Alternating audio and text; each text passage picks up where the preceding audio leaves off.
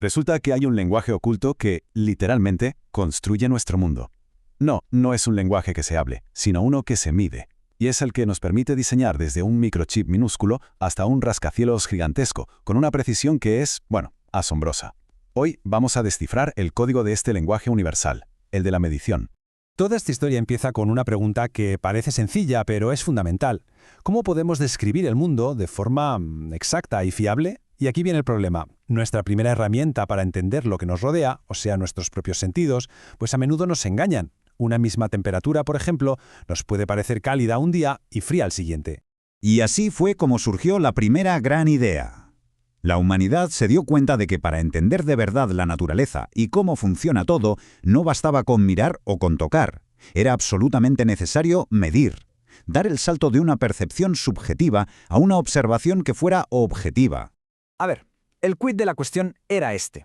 Nuestros sentidos son muy limitados. No podemos ver el mundo microscópico y nuestra idea de lo que es caliente o frío, como decíamos, puede distorsionar totalmente la realidad.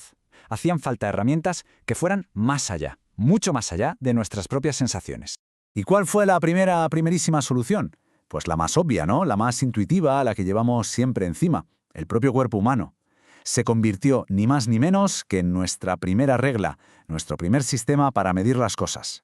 Y la verdad es que el sistema era de lo más ingenioso y accesible. Se usaba el pie para medir distancias cortas, el codo, que es la distancia desde el codo hasta la punta de los dedos, o incluso la braza, que es lo que mides con los brazos extendidos. Era una forma muy práctica de empezar a ponerle números al mundo que nos rodeaba.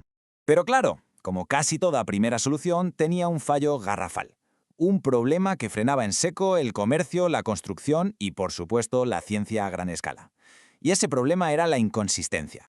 El problema saltaba a la vista, vamos. El codo de un rey no medía lo mismo que el de un agricultor. El pie de una persona era distinto al de otra. Imaginaos el caos. Esto generaba una confusión tremenda y hacía imposible cualquier proyecto grande. Era imposible construir algo complejo si las reglas de cada uno eran diferentes. Así que para solucionar todo este lío, la humanidad se embarcó en la búsqueda de un estándar. El objetivo era clarísimo: pasar de una medida basada en algo variable, como el cuerpo de una persona, a una que se basara en una constante universal. Algo que fuera exactamente igual para todo el mundo, en cualquier lugar y en cualquier momento. Y la solución a este problema milenario llegó. Vaya, sí llegó. Llegó en forma de un sistema súper elegante, universal, 7 unidades fundamentales que son como los cimientos, los 7 pilares sobre los que se construye toda, absolutamente toda, la medición moderna. Ojo que este viaje no fue corto, ¿eh? Empezó en la antigüedad, con los sistemas del cuerpo, avanzó un montón con el sistema métrico decinal y culminó en 1960. Ese año, científicos de todo el mundo se pusieron de acuerdo en Ginebra para adoptar un único lenguaje para la ciencia y la industria, el Sistema Internacional de Unidades, el famoso SI. Y aquí los tenemos, los 7 pilares. Longitud, masa, tiempo, temperatura, intensidad de corriente, intensidad luminosa y cantidad de sustancia. Pensemos en ellas como si fueran los colores primarios de la medición. A partir de estas 7 podemos crear cualquier otra tonalidad, cualquier otra medida que se nos ocurra. Y aquí es donde la cosa se pone verdaderamente fascinante.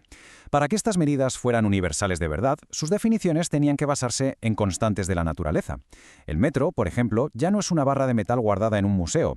Ahora se define por la distancia que recorre la luz en una fracción minúscula de segundo. Y es una definición perfecta porque la velocidad de la luz en el vacío no cambia. Nunca. Jamás. El caso del kilogramo es curioso. Durante muchísimo tiempo fue el único pilar que dependía de un objeto físico, un cilindro de platino iridio que estaba guardado bajo llave en Francia. Pero incluso ese objeto ya ha sido reemplazado. Desde 2019, su definición también se basa en una constante fundamental de la naturaleza, haciendo que el sistema sea completamente universal e inmutable. Y el segundo, bueno, lo del segundo es sencillamente alucinante. Se define como el tiempo que tarda un átomo de cesio en vibrar.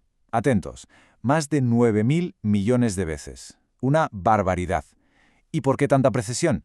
Pues porque sin ella, tecnologías como el GPS o la sincronización de Internet, que dependen de diferencias de tiempo de nanosegundos, simplemente no existirían.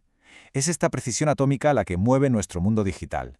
Vale, perfecto. Ya tenemos los 7 pilares. Pero, a ver, ¿cómo pasamos de medir la longitud o la masa a medir la velocidad, la presión o la energía? Pues muy fácil, construyendo sobre esos cimientos que ya hemos puesto.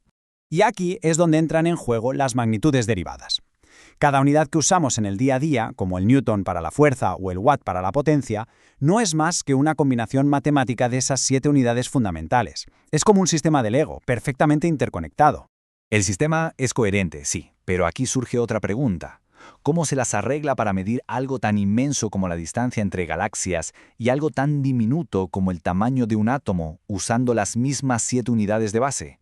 Pues la solución es sorprendentemente sencilla y elegante. Los prefijos.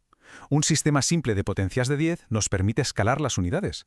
Prefijos como kilo, mega o giga para lo gigante y mili, micro o nano para lo más pequeño. Gracias a esto, los 7 pilares pueden describir el universo entero, a cualquier escala que podamos imaginar.